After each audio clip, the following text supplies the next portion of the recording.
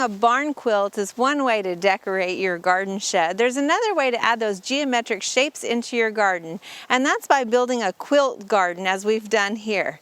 You're first going to look for a flat or maybe a slightly sloped full sun location.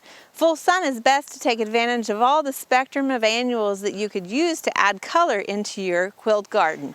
After you've identified a location that you have space to create a quilt garden, you're going to start looking for that quilt pattern that you want to replicate. We've made our quilt block a 10 by 10 foot plot just to help make the math a little bit easier. Yes, just like quilting, there is a little bit of measuring involved, but unlike quilting, we're talking about plants here, so it's not going to be quite as precise. For this particular pattern, we actually only needed 3 different colors or 3 different types of plants to use, which allowed us to have a more simple layout because it can get pretty complicated. The other thing is if it's too complicated, and depending on the overall size of your quilt garden, it can start to look a little messy and it may just look more like an annual mixed bed than it does a quilt pattern. For our design, we used a double pinwheel quilt pattern, or also known as a turnstile. What I like best about this pattern is it's really about finding the center of your measurements and dividing it in half.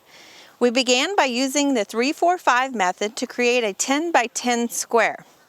Using several stakes and some string, we divided that square into 4 quarters. Then we split those quarters into half by pulling our string diagonally across the square in both directions.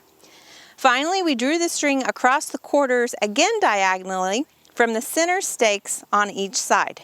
Now on that last diagonal line, we have to remember that we are only going to pay attention to the line that is going through every other triangle.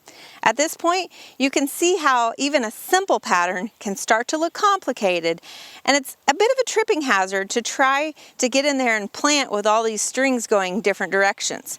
So to make it easier, using the lines, we marked with landscape paint the pattern on the ground. Once you have the pattern marked and you're happy with the layout, it's time to remove the stakes and string and begin to plant. For our quilt, we're using 3 different annuals. Cherry Red Angelonia will be the 4 large triangles, and the other 4 triangles will be divided into half with Helen von Stein's Lamb's Ear and Bumble Blue Ageratum. For ease of planning, we want to work from the center out, so we started with the Lamb's Ear.